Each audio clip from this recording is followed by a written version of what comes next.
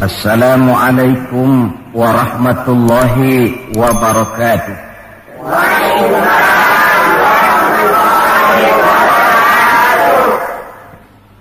Bismillahirrahmanirrahim. Alhamdulillahi rabbil alamin. Wassalatu wassalamu ala ashrafil anbiya'i wal mursalin Sayyidina Muhammadin wa ala alihi wa ashabihil mujahidin at-tahirin, amma ba'du. Bapak-bapak, ibu-ibu, saudara-saudara, ma'asyiral muslimin rahimakumullah. Pertama, marilah kita memanjatkan puji dan syukur kehadirat Allah Subhanahu wa ta'ala yang atas izinnya saat ini kita dapat bertemu dan berkumpul bersama-sama dalam rangka memperingati maulid junjungan kita Nabi besar Muhammad sallallahu alaihi wasallam. Kita tahu bahwa sejarah sepanjang perjalanannya banyak mencatat orang-orang besar. Ada orang menjadi besar oleh karena pangkat, jabatan dan kekuasaannya. Apabila pangkat, jabatan dan kekuasaannya selesai, maka selesai kebesarannya sampai di situ. Ada orang menjadi besar oleh karena harta benda dan kekayaan yang dimilikinya. Bila satu saat ia jatuh bangkrut, tamatlah kebesarannya sampai di situ. Ada pula orang yang menjadi besar oleh karena ia dibesar-besarkan dan berusaha setengah mati untuk mencapai kebesaran tadi. Bila satu saat terjadi pergeseran nilai, masyarakat mencemoohkannya, maka kebesaran itu pun selesai sampai di situ. Adapun Rasul yang kita peringati maulidnya saat ini, beliau besar bukan lantaran pangkat, jabatan dan kekuasaan.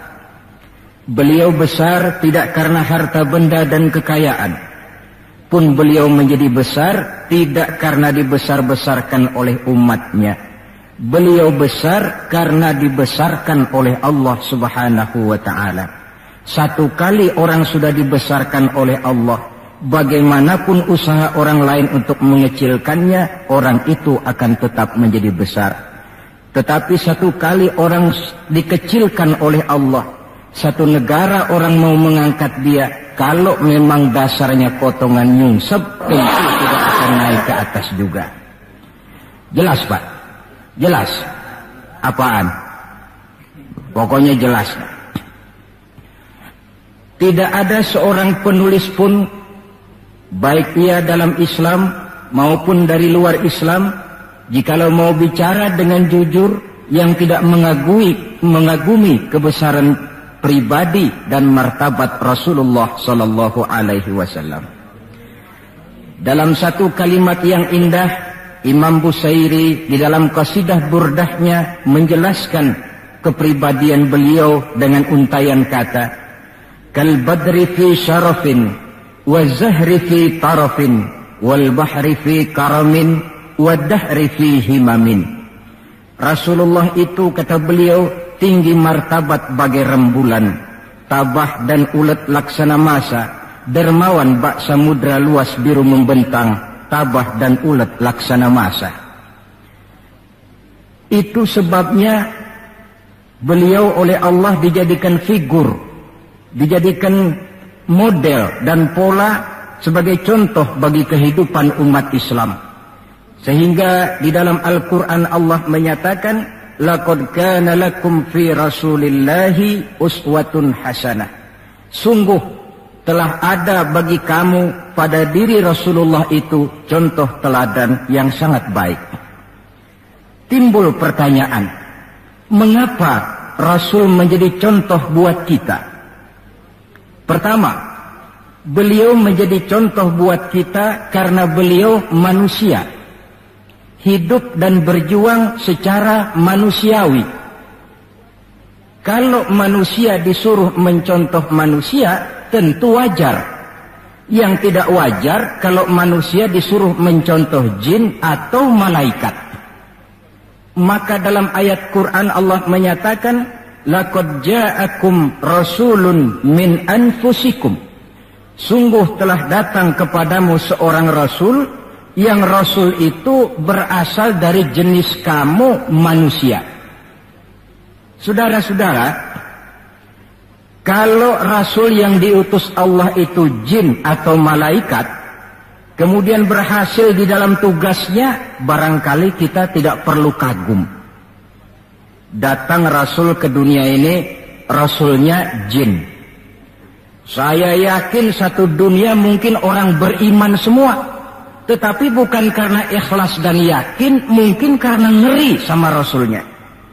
Bayangkan kalau rasul jin dia turun ke alam ini dengan segala macam tingkah polanya, mungkin orang sedunia akan menjadi beriman.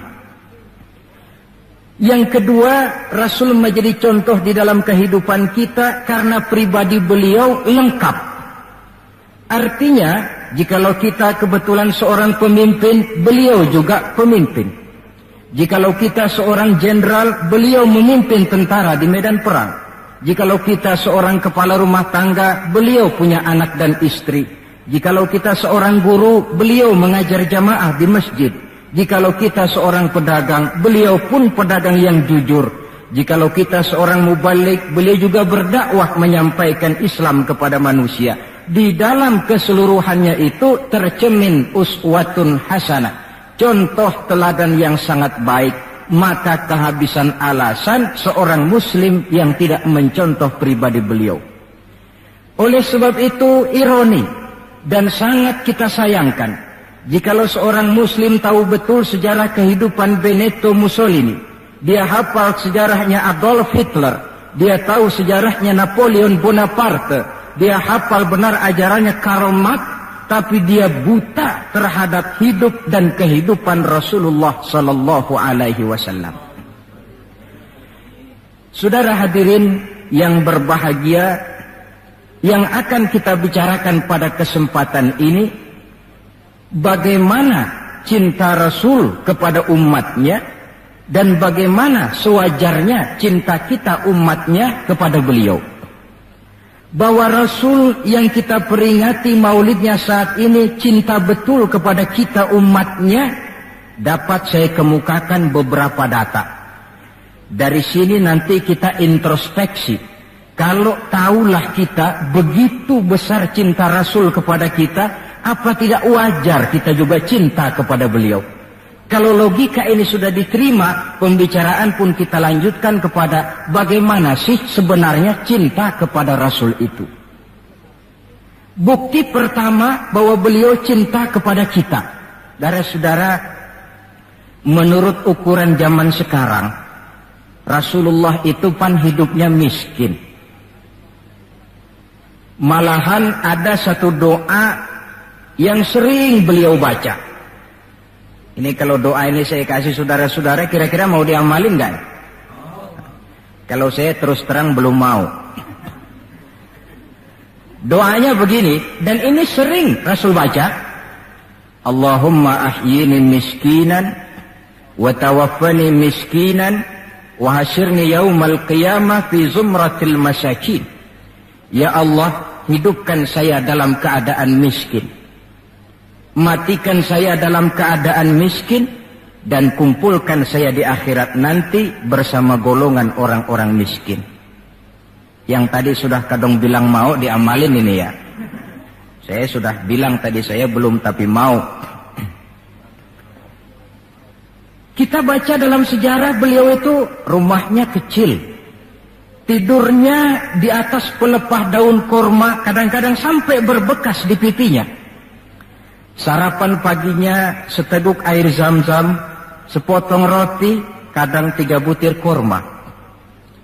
Di tengah kemiskinannya Allah pernah menantang beliau dengan kata, "Wala sawfa yu'tika rabbuka fatarda." Ada enggak itu di Quran? Ada. Surah apa? Pokoknya Quran dah ya.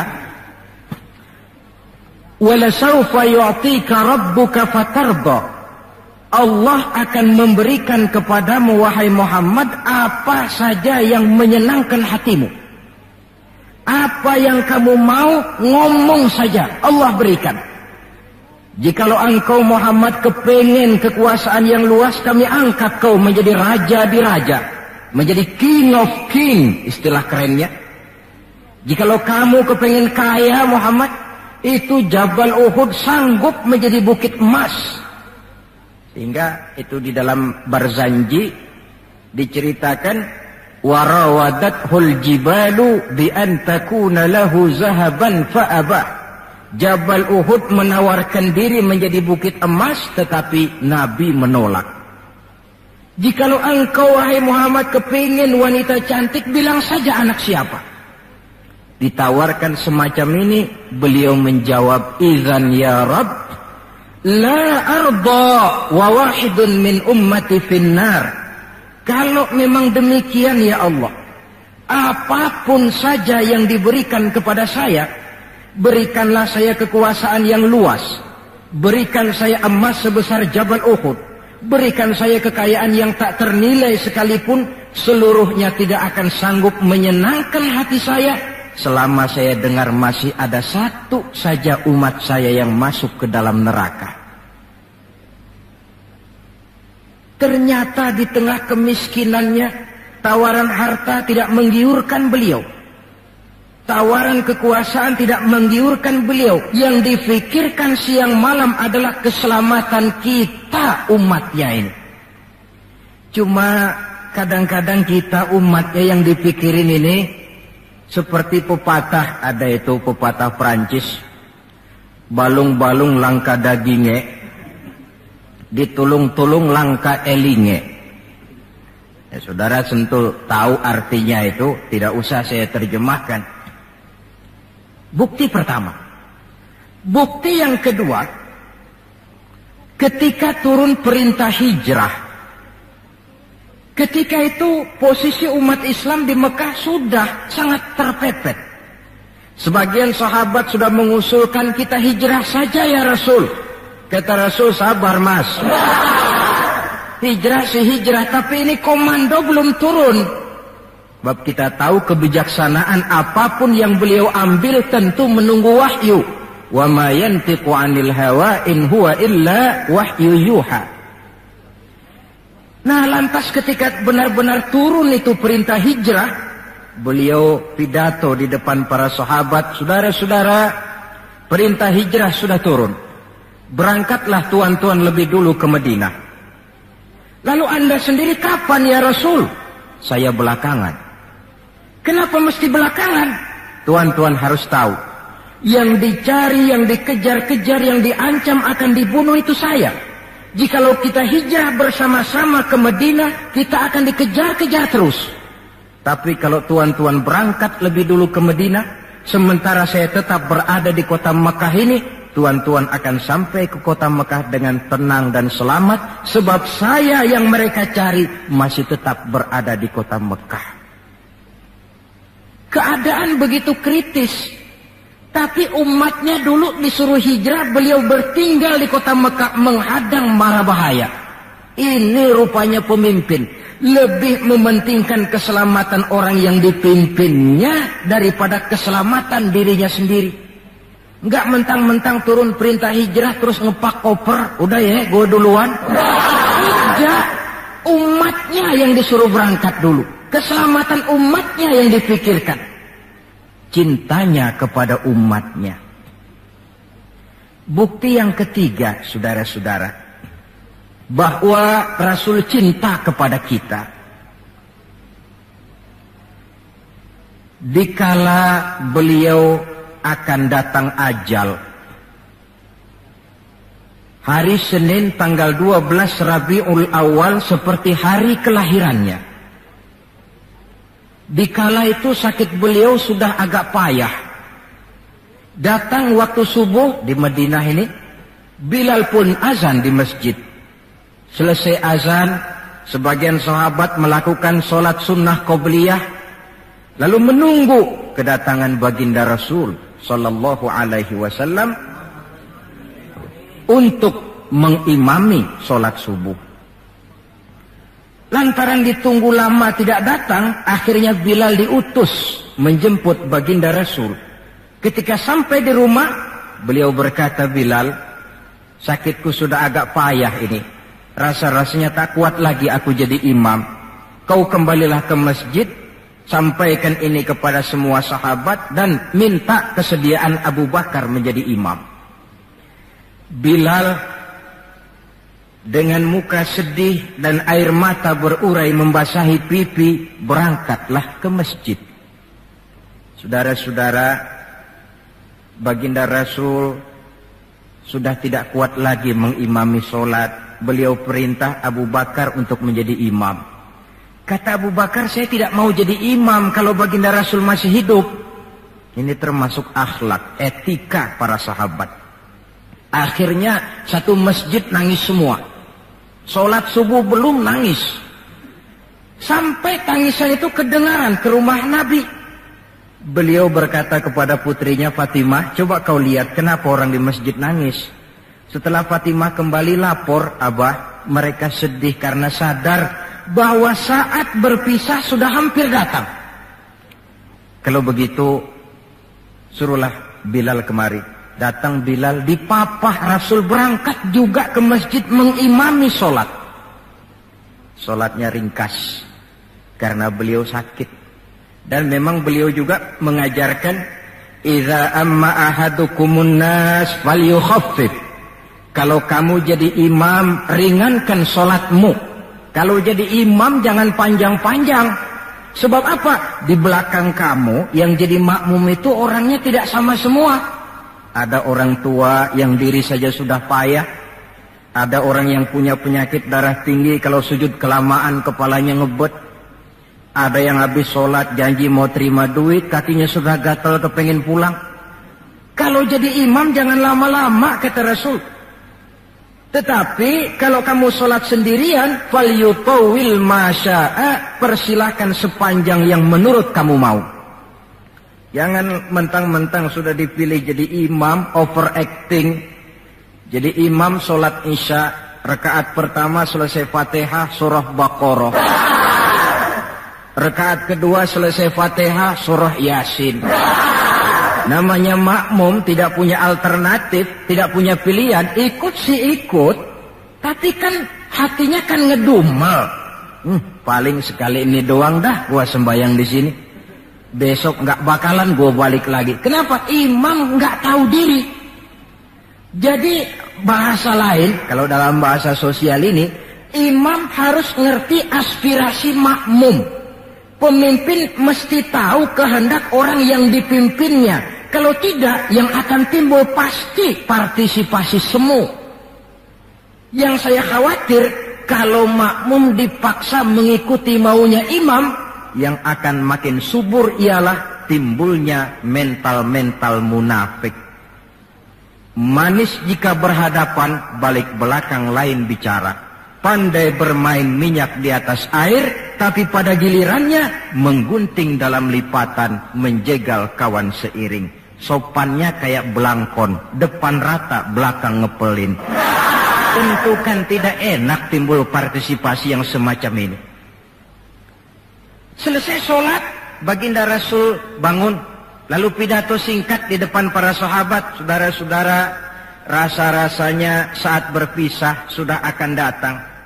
Lama kita bergaul, tentu sedikit banyak terjadi kesalahan yang saya lakukan. Maka barang siapa yang pernah saya pukul tanpa saya sengaja, balaslah sekarang. Barang siapa yang hartanya pernah saya ambil tanpa alasan yang hak, silahkan dia tuntut dari saya. Mana ada pemimpin menjelang wafat ini minta dipukul oleh umatnya. Hening suasana, sahabat terfekur semua, berurai air mata. Di dalam keheningan yang demikian rupa, tiba-tiba seorang sahabat bangkit. Saya ya Rasul. Ada apa? Sahabat itu namanya Sawad, sesuai dengan namanya, orangnya rada hitam. Ya Rasul, dalam satu peperangan Tuan mau mecut onta. Tuan sih mungkin nggak lihat bahwa saya di belakang onta itu. Saya kena pecut. Jadi bagaimana? Ya saya nuntut balas dong. Ini sahabat yang lain jengkel nih, sawat gila juga. Orang sudah mau berpisah begini masih nuntut balas. Baik sawat, Umar tolong ambilkan cambuk. Sayyidina Umar sambil nyerahin cambuk. Sawat, kalau bahasa kita buat talangin aja dah. Gak usah Rasul, saya saja yang kau cambuk. Kata Nabi Umar, biar dia kena cambuk saya, biar dia balas saya. Silakan sawat. Ya Rasul, apa lagi? Waktu saya kena cambuk tuan, saya nggak pakai baju. Jadi biar seri dong. Tuan juga bukalah baju tuan. Baik, Rasul buka bajunya. Ketika baju sudah dibuka, sawat buang cambuk itu. Dia berlari merangkul badan Rasul seerat-eratnya. Sampai sebagian sahabat makin bingung. Ini apa maunya sawat? Ya Rasulullah, saya tahu sebentar lagi kita akan berpisah. Saya tidak tahu apa di akhirat nanti kita bisa kumpul. Kalau saya untung masuk surga, mungkin kelas saya di surga lain dengan kelas tuan. Itu kalau saya ke surga. Kalau saya nggak ke surga, sudah terang kita nggak akan ketemu. Maka sebelum saya berpisah dengan tuan, saya kepengen kulit badan saya yang hina ini bersentuhan dengan kulit badan tuan yang mulia. Kalau saya nggak akal-akalin begitu, tuan nggak bakalan buka baju katanya. Oh, rupanya itu yang dimaui sawat. Sehingga Rasul dalam keharuannya beliau berkata, siapa yang ingin melihat contoh salah seorang penduduk sorga, lihatlah sawat ini, karena dia cinta benar kepada saya. Setelah itu beliau kembali ke rumahnya, berkata kepada putrinya Fatimah, kalau ada tamu bilang Abah sudah tidak bisa terima tamu. Baik Abah. Sementara Allah memerintahkan malaikat maut datang, malaikat maut turun kau ke alam, ambil roh kekasihku Muhammad. Turun malaikat maut dalam bentuk manusia. Ketuk pintu, keluarlah Fatimah putri baginda Nabi. Tuan, maaf saja, ayah tidak terima tamu. Katakan, saya yang datang. Melihat roman muka orang ini, Fatimah gemetar seluruh badannya, lalu kembali kepada ayahnya. Ayah, ada tamu. Saya bilang ayah tidak terima tamu. Dia malah berkata, katakan saya yang datang. Melihat roman mukanya, gemetar seluruh tubuh saya. Hebat orang ini. Siapa sih ayah? Baginda senyum. Fatimah, kau tahu siapa yang datang? Tidak tahu ayah. Yang datang itu Fat, hadimul lazat wa qati'us syahawat. Yang datang itu Fat, dialah yang menghancurkan seluruh kesenangan dunia. Dia yang memisahkan kita dengan semua yang kita cintai. Yang datang itu malaikat maut, Pak. Suruh dia masuk. Ketika malaikat maut masuk, ya malaikat maut sudah datang saatnya. Ya Muhammad. Aina Jibril? Malaikat Jibril di mana? Sebentar lagi dia datang. Ketika turun malaikat Jibril, baginda Nabi bertanya, akhbirni ya Jibril, mali indallahi minal karamah. Wahai Jibril, tolong beritahu saya. Kalau sebentar saya menghadap Allah, kehormatan apa yang diberikan Allah kepada saya? Tidak usah khawatir Muhammad, kata malaikat Jibril. Inna abwabas sama qad futihat, wal malaikatu saffu sufufan yantaziruna li ruhik. Pintu langit sudah dibuka. Malaikat sudah berbaris menunggu kedatangan rohmu yang suci. Alhamdulillah. Kalau itu saya ya? Iya. Kalau umat saya bagaimana Jibril? Umat saya. Umatmu? Iya. Umatmu juga jangan khawatir Muhammad. Allah sudah memberikan fasilitas. Kata Allah, inni haramtul jannata ala sairil umam hatta tadkhulaha ummatuka. Surga ku haramkan buat seluruh umat, kecuali kalau umatmu Muhammad sudah masuk ke dalamnya. Ini fasilitas. Jadi sungguh pun kita umat terbelakang menurut abjad, tapi disuruh diberi fasilitas masuk surga lebih dahulu ketimbang umat-umat yang lain. Alhamdulillah, kalau begitu legalah saya, kata Nabi. Mari malaikat maut persilahkan, saya ikhlas. Lalu diambillah ruh beliau perlahan-lahan, naik ruh itu ke lutut, ke pusat, ke dada, sampai ruh di tenggorokan. Fatimah dekatkan telinganya ke bibir ayahandanya yang mulia itu. Suara terakhir yang sempat direkam oleh Sayyidatuna Fatimah, bisikan terakhir menjelang wafat, 3 kalimat. As-shalah, as-shalah, an-nisa, ittaqun nisa, ummati, ummati. Dengan kalimat itu beliau kembali menghadap Allah. Solat, jaga solat. Wanita, lindungi kaum wanita. Umatku, umatku. Itu kalimat terakhir yang beliau ucapkan. Kita umatnya yang disebut. Manalah di dunia ini pemimpin yang sempat nyebut umatnya dikala mau ajal. Napoleon Bonaparte, singa daratan Eropa, luas kekuasaannya. Dikala mau wafat dia tidak sempat nyebut bangsanya, bangsa Prancis. Yang sering dia sebut Margaret Josephine, Margaret Josephine, gacoannya. Adolf Hitler, gagah perkasa. Dikala hari-hari akhir kejayaannya, dia tidak nyebut Jerman. Dia tidak nyebut suku bangsa Arya yang dia agul-agulkan. Yang banyak dia sebut Eva Braun, Eva Braun. Sebagaimana Julius Caesar pun menyebut Cleopatra. Adapun baginda Rasul di akhir hayatnya tidak beliau nyebut bangsa Arab. Tidak anaknya, tidak istrinya, tidak sahabat dan orang-orang yang dekat dengan beliau. Tetapi yang disebut kita umatnya. Pada detik-detik terakhir daripada kehidupan beliau. 3. Bukti yang keempat bahwa beliau cinta betul kepada kita umatnya. Nanti di akhirat. Ini sudah ada yang pernah ke akhirat belum? Sama. Mau? Bukan, kalau mau saya catat besok berangkat. Ini gampang kok ini urusan ini. Nanti di akhirat, setelah Allah mematikan semua yang bernama hidup, maka yang pertama kali dihidupkan kembali pada kehidupan itu para malaikat.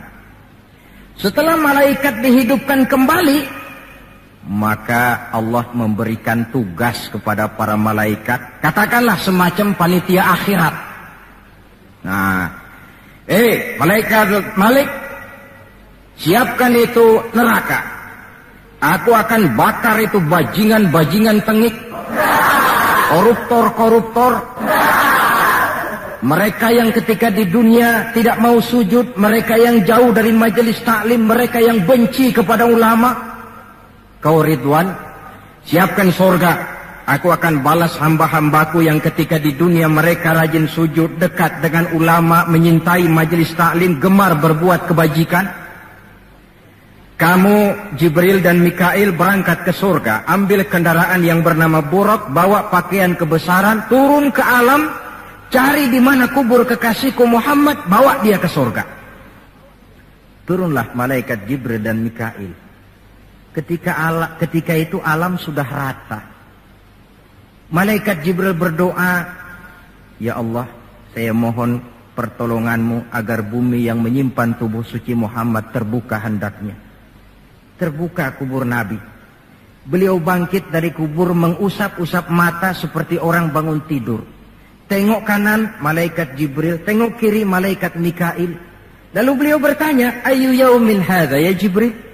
Ini hari apa ya Jibril? Kata malaikat Jibril, ya Muhammad, hadza ma wa'adar Rahman. Inilah hari yang dijanjikan Allah. Ini hari kiamat Muhammad. Kiamat, kiamat. Ya Jibril, jikalau ini memang hari kiamat, aina tarakta ummati? Kalau ini memang hari kiamat Jibril, umat saya di mana? Kita yang ditanya. Bangun dari kubur, tahu kalau itu hari kiamat, pertanyaan pertama, umat saya di mana? Barangkali kalau saudara yang bangun paling dulu dari... Adapun baginda Nabi, saudara-saudara, ketika pertama bangkit dari kubur itu, kitalah umatnya yang menjadi pertanyaan pertama. Malaikat Jibril menjawab, ya Muhammad, tidak ada orang yang dibangkitkan sebelum kamu. Kaulah orang pertama. Lalu bagaimana sekarang? Kita ke surga. Perintah Allah, perintah Allah. Berangkat ke surga. Setelah di surga, beliau seperti orang bingung. Sampai Allah menegur, ya Muhammad, apa kurang enak surga? Enak ya Allah. Apa tidak cukup fasilitas? Cukup. Kenapa kamu seperti orang tidak betah? Saya mikir umat saya ya Allah. Iya, saya sudah enak-enak duduk di kursi empuk. Umat saya bagaimana umat saya? Jadi mau kamu bagaimana? Saya minta izin ya Allah, mau keluar dulu, mau tengok saya punya umat. Sudah di surga permisi keluar mau tengokin umatnya. Dikala kita umatnya lewat di atas sirat, beliau angkat kedua tangan seraya berdoa, Allahumma sallim sallim. Ya Allah, selamatkan umatku yang sedang lewat di atas sirat, selamatkan ya Allah. Dari dunia sampai akhirat beliau cinta kepada kita. Dari dunia sampai akhirat beliau bela kita. Betapa pemimpin semacam ini tidak kita cintai. Masalahnya sekarang, kalau kita sudah sependapat bahwa kita juga cinta kepada Rasul, apa sih artinya cinta kepada Rasul itu? Hadirin, pertama, man ahabba syai'an aktsara min dzikrihi. Siapa yang cinta sesuatu, dia tentu banyak menyebut yang dia cintai. Ini tandanya orang cinta, banyak nyebutin. Kalau saudara cinta kepada harta, tentu kalau ngobrol yang banyak saudara sebutin harta. Kalau saudara lagi ngobjek tanah, seneng cinta sama tanah, asal ngobrol di warung mesti tanah yang dimeterin. Walaupun tanah orang. Kalau saudara kebetulan sedang jatuh cinta kepada seorang perempuan, bahkan dalam tidur pun kebawa-bawa namanya saudara sebut. Orang yang cinta sesuatu, dia banyak menyebut yang dia cintai. Cinta kepada Nabi, banyak menyebut Nabi. Menyebut Nabi apa lalu? Muhammad, Muhammad, Muhammad, Muhammad. Tentu bukan. Sebab kita tahu dalam kehidupan sehari-hari saja kita punya tata krama. Gubernur lewat, tentu tidak berani kita secara langsung menyebut namanya. Mesti kita berkata, itu ada Bapak Gubernur lewat. Kita sebutlah predikatnya. Itu ada Bapak Menteri lewat. Itu kepada pejabat. Entahlah pula kepada seorang junjungan alam. Banyak menyebut Nabi artinya banyak membaca sholawat kepada beliau. Sekurang-kurangnya Allahumma sholli ala Sayyidina Muhammad wa ala ali Sayyidina Muhammad. Satu. Yang kedua, orang yang cinta kepada sesuatu biasanya menjaga, memelihara warisannya. Kita punya orang tua meninggal dunia, ada warisannya, tentu kita jaga sebaik-baiknya. Sudahlah, nggak bisa nambahin, sekurang-kurangnya nggak jualin melulu. Jikalau Rasul meninggalkan kita, jelas beliau tidak meninggalkan harta, beliau tidak meninggalkan kebun, pabrik, tanah dan sebagainya. Tapi beliau meninggalkan warisan kepada kita untuk kita jaga, kita pelihara bersama. Apa yang warisan yang beliau tinggalkan? Prinsipnya 3. Yang kedua terdapat dalam hadis, taraktu fikum amrain lan tadillu ma in tamassaktum bihima abada, kitaballah wa sunnata rasulih. Aku tinggalkan kepadamu 2 perkara yang jikalau kamu mau berpegang teguh kepada keduanya, kau tidak akan sesat untuk selamanya. Quran dan sunnah Rasul. 2. Warisan yang ketiga dalam hadis, al-ulama warasatul anbiya. Ulama adalah ahli waris Nabi. Kalau demikian, maka warisan Nabi itu 3. Quran, sunnah, ulama. Inilah warisan yang perlu kita jaga, warisan yang perlu kita pelihara, yang kita laksanakan dan terjemahkan di dalam kehidupan kita. Mari kita lihat. Warisan pertama, Quran. Kitab suci bagi kita umat Islam. Bagaimana cara kita memelihara warisan yang namanya Quran ini? Pertama, usahakanlah agar membaca Quran menjadi salah satu hobi di dalam kehidupan kita. Kata Nabi, innal ladzi laisa fi jawfihi syai'un minal Qur'an kal bait. Orang yang dari tenggorokannya tidak pernah keluar ayat Quran barang sepotong pun, belum pernah ngaji barang seayat pun, itu orang kata Nabi kayak rumah kosong. Rumah biar bagus, potongan Spanyol, gede, mahal, kalau kosong kan angker. Kuntilanak, tuyul, memedi, betah di situ.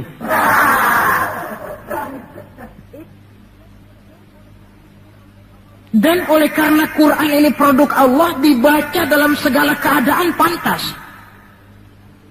Di gubuk reot di pinggir kali ada orang baca Quran, pantas. Di rumah mewah ada yang baca Quran, cocok. Kemudian orang sedih baca Quran, terhibur. Orang gembira baca Quran, tidak menjadi lupa diri. Di istana ada yang baca Quran, pantas. Di depan kubur ada yang baca Quran, pantas. Orang kawin dibacakan Quran, bagus. Orang mati dibacakan Quran juga cocok. Lantaran dia produk Allah. Setelah membacanya, lalu meningkatkan kepada tahapan yang kedua, mencoba memahami isinya. Lewat segala kesempatan yang memang mungkin, entahlah dengan jalan mengaji, tukar pikiran, diskusi, banyak membaca. Tetapi tentu dengan catatan bahwa kita memahami Al-Quran ini tidak bisa mengandalkan kemampuan intelektual semata-mata.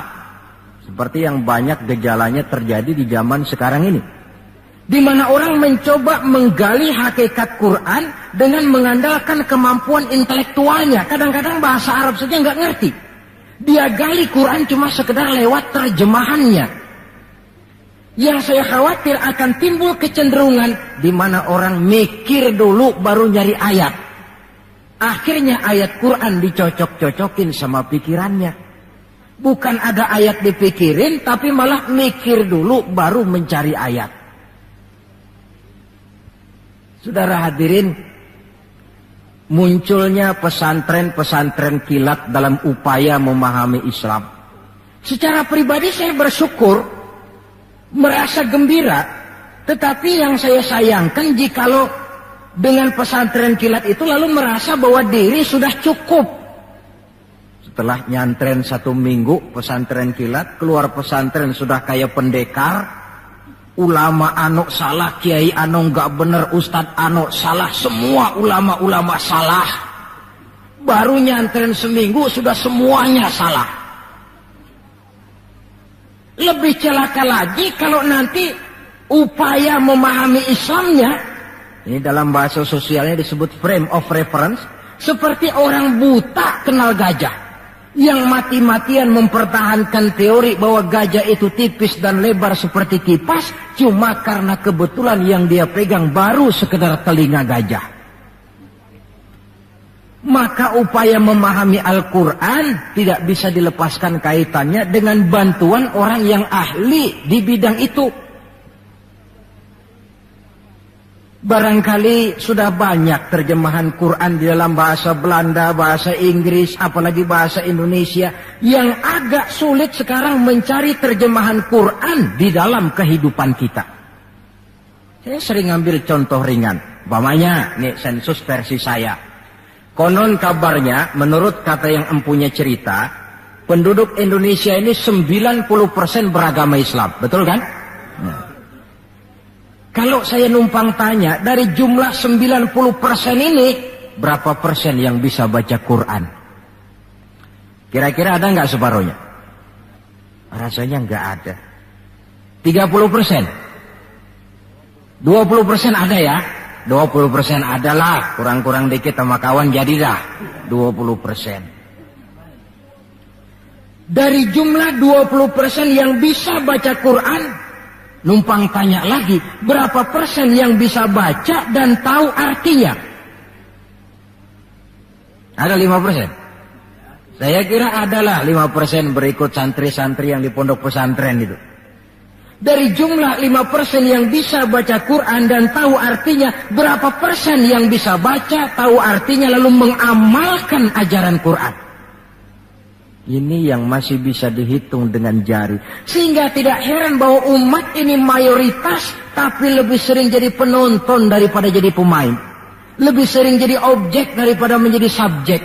Dalam bahasa Arabnya lebih sering menjadi maf'ul daripada menjadi fa'il.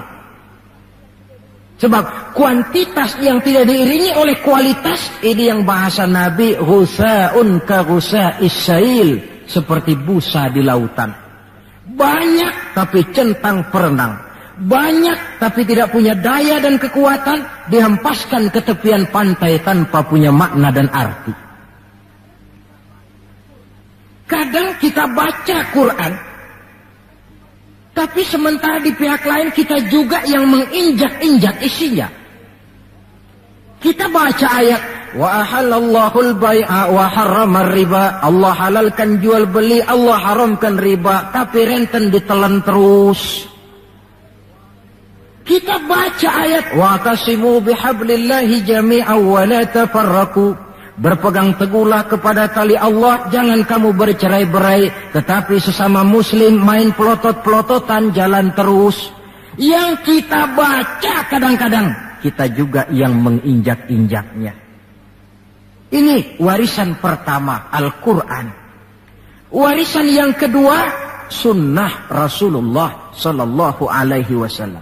Yang diantara fungsinya, menjelaskan apa yang oleh Al-Quran tidak dijelaskan dalam bentuk detail. Quran misalnya cuma mengatakan aqimis sholat, dirikan sholat. Bagaimana cara sholat? Tidak ada dalam Quran. Bahwa sholat mesti takbiratul ihram, mesti tahiyat, mesti ruku duduk di antara dua sujud. Tidak ada dalam Quran. Yang menjelaskan itu semua sunnah.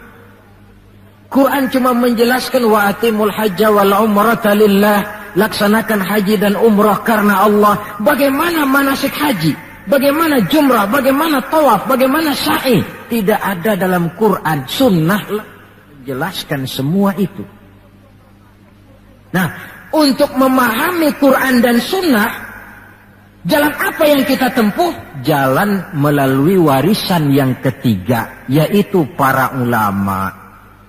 Diakui atau tidak, kita hutang jasa kepada para ulama yang dengan tekun dari musola ke musola, dari pesantren ke pesantren, dari pengajian ke pengajian, membimbing, menjaga dan memelihara umat ini. Mereka tidak digaji, mereka pun tidak mendapat beras, hidup pun kadang-kadang miskin, tapi lantaran panggilan moral menjaga, memelihara, membentengi akidah umat ini. Bersyukur kita bangsa Indonesia punya ulama dan punya umara. Kedua-duanya penting, kedua-duanya berjasa, kedua-duanya membangun. Tidak ada yang satu lebih penting dari yang lain. Cuma bidang pembangunannya saja yang lain-lain. Orang kadang-kadang usil, Pan. Apaan ulama katanya, kerjanya ngomong doang.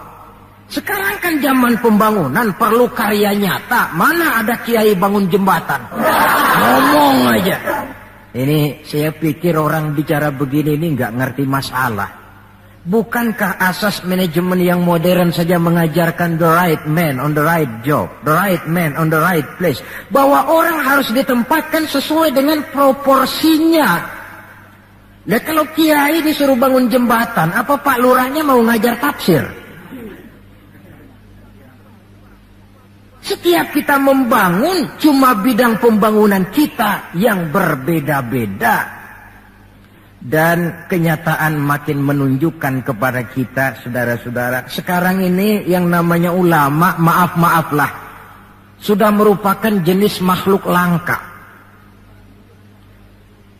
Malahan barangkali sudah termasuk jenis makhluk yang harus dilindungi dari kepunahan ini.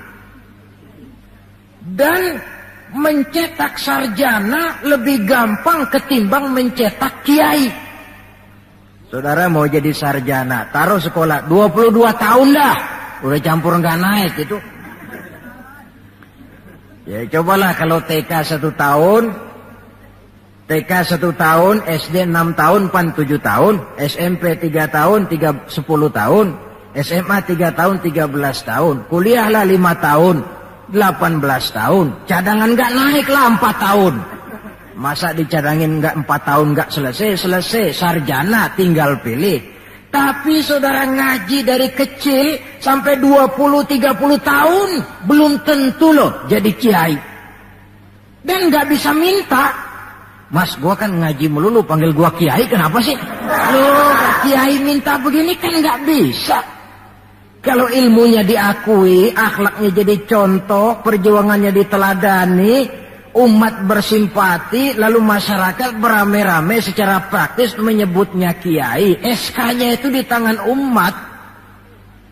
Oleh karena SK-nya di tangan umat, dia tidak kenal pensiun dan jam kerjanya pun 24 jam. Kapan umat perlukan, dia mesti berangkat. Yang saya khawatir, kelangkaan ulama ini menyebabkan terjadinya pergeseran nilai, dan ini pernah dianalisa oleh baginda Rasul sallallahu alaihi wasallam. Apa kata beliau?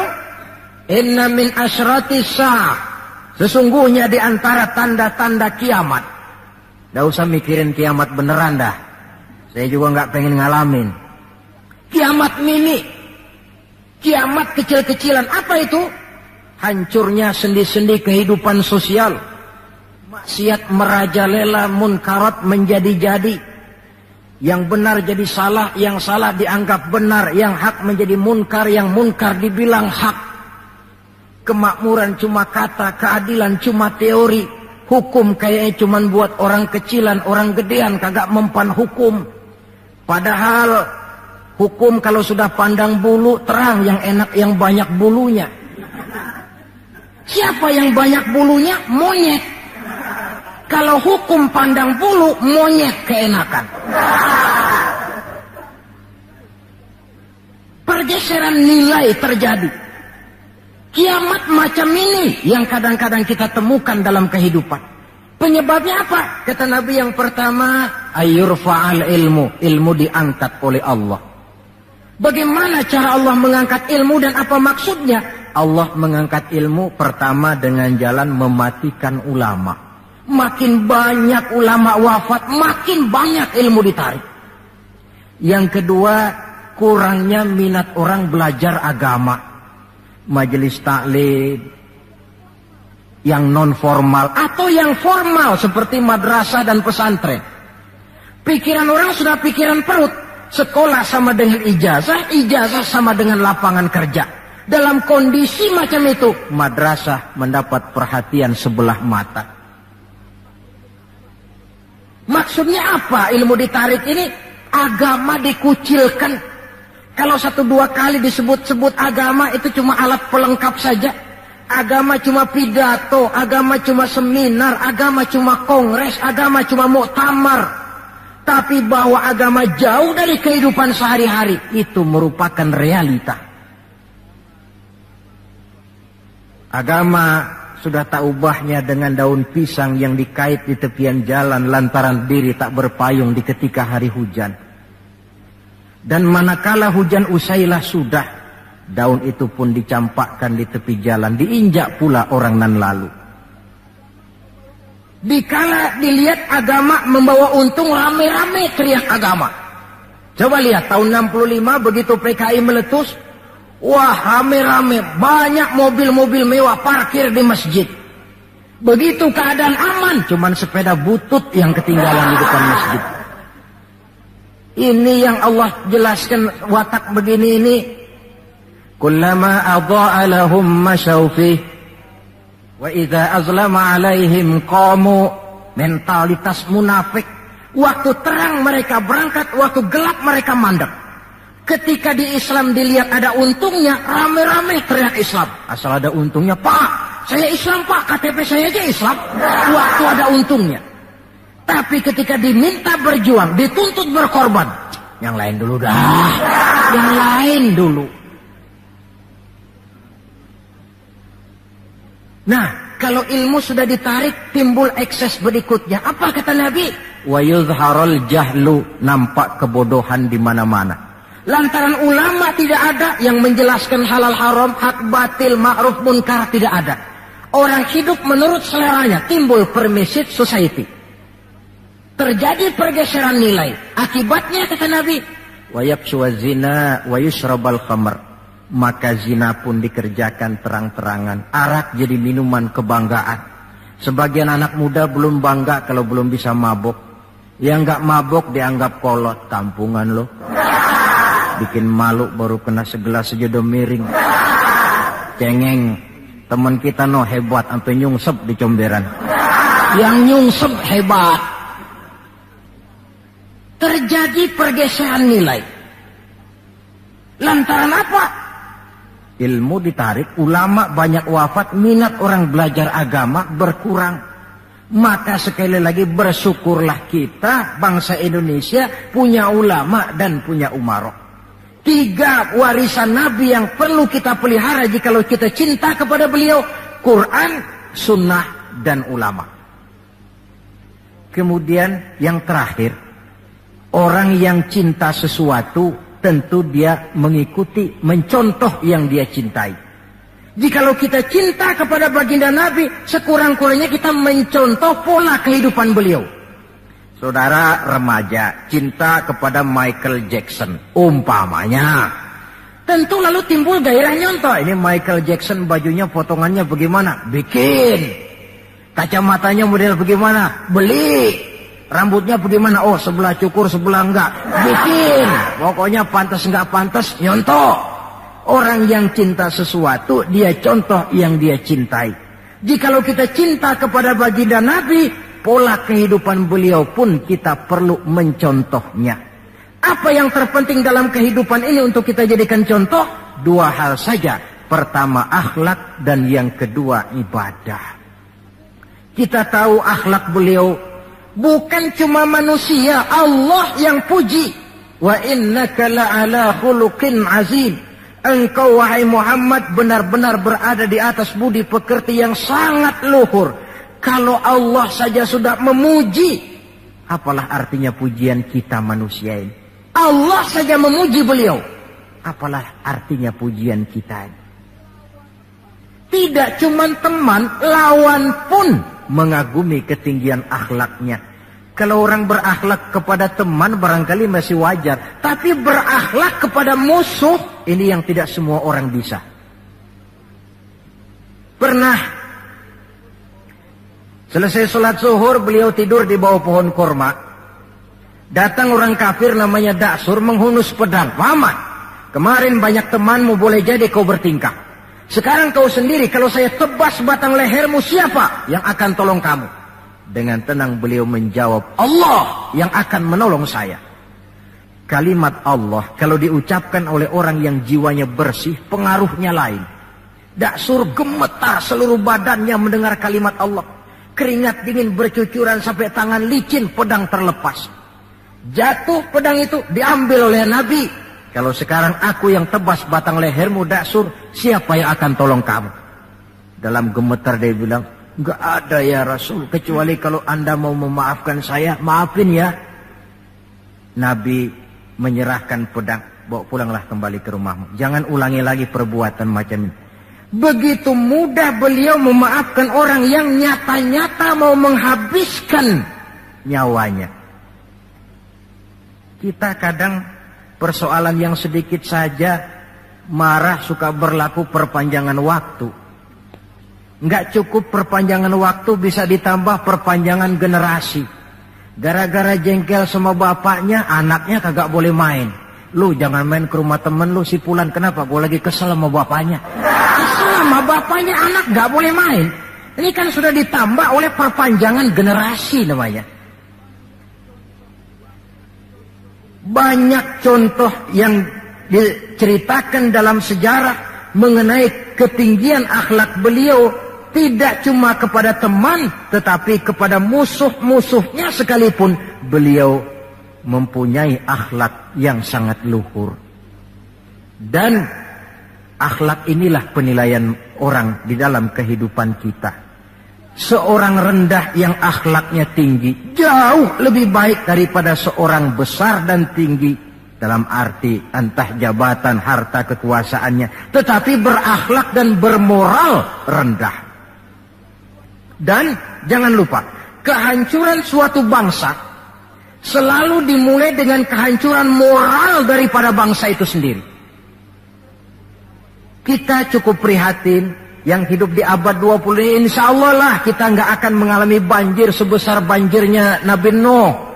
Tapi banjir abad ini polanya lain. Banjir maksiat dan munkarat. Banjirnya peradaban dan kebudayaan yang menghancurkan moral anak-anak kita. Banjirnya paham-paham yang menghancurkan, sekurang-kurangnya mendangkalkan kita punya akidah. Terhadap banjir-banjir semacam ini kita perlu punya kapal supaya selamat diri, selamat keluarga, selamat generasi yang akan datang dari segala macam banjir yang tidak kita inginkan. Nah, untuk mencontoh akhlak beliau inilah kita perlu membaca, mempelajari peri kehidupan beliau. Akhlaknya ketika menjadi pedagang, akhlaknya ketika memimpin tentara, akhlaknya dalam kehidupan di rumah tangga, akhlaknya kepada para sahabat, akhlaknya menghadapi musuh sekalipun. Bukankah sejarah juga yang menceritakan kepada kita, pada waktu dakwah ke Taif beliau bukan disambut malah disambit. Ketika itu turun malaikat Jibril, ya Muhammad, kalau kau mau orang yang melontari kau dengan batu hancur, sekarang ini juga aku timpa mereka dengan Jabal Uhud biar mampus semua. Kata Nabi, jangan ya Jibril, saya ini diutus bukan untuk menghancurkan orang, saya ini rahmatan lil alamin. Jadi mau kamu apa? Saya cuma mau berdoa buat mereka, Allahumma hdi qaumi fa innahum la ya'lamun. Ya Allah, berikan hidayah, petunjuk kepada kaumku yang tadi melontari aku dengan batu lantaran mereka tidak tahu. Karena tidak tahu maka mereka lontari aku dengan batu. Andai mereka tahu, itu tidak akan mereka lakukan.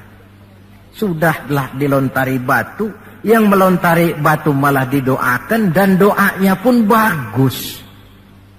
Akhlak di dalam kehidupan. Hal kedua yang mau kita contoh adalah ibadah.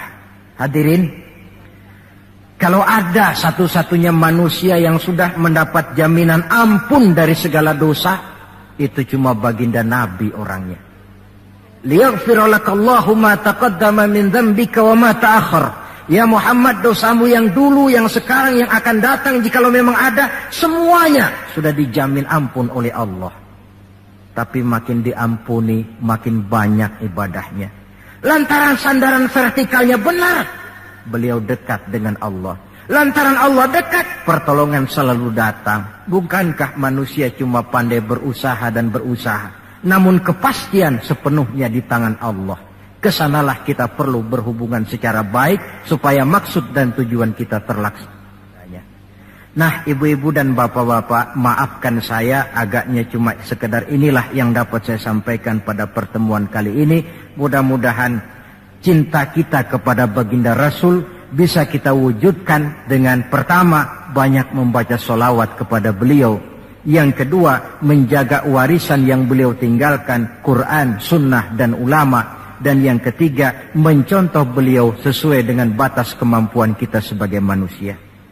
Sekian dan demikianlah, lebih kurang mohon maaf. Usikum wa iyaya bitaqwallah. Wassalamualaikum warahmatullahi wabarakatuh.